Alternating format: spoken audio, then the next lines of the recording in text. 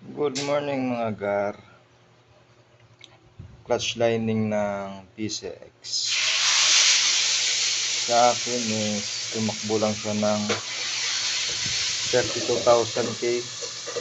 Ito na yung itsura. Ayan,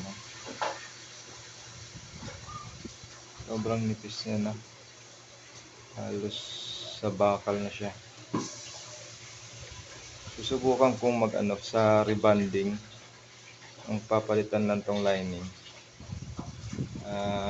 I-update ko kayo kung anong performance ng rebonding sa mga gusto makatipid. Update ko kayo kung anong performance niya.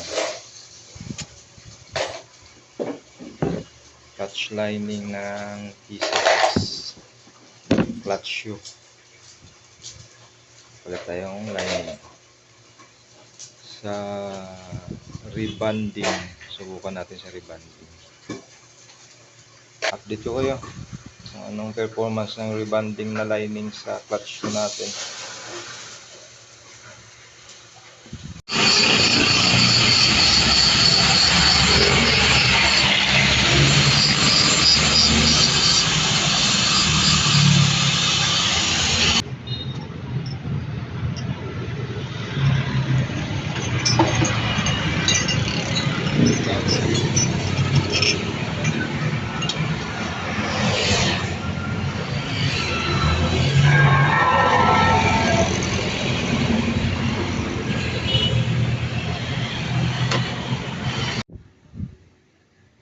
Ito na itsura niya ngayon na naka-rebond.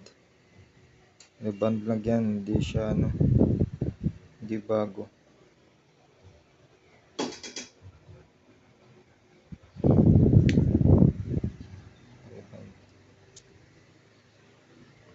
Pag magpaparebond kayo ng clutch shoe lining, dalhin niyo yung bell para masukat ng maigi.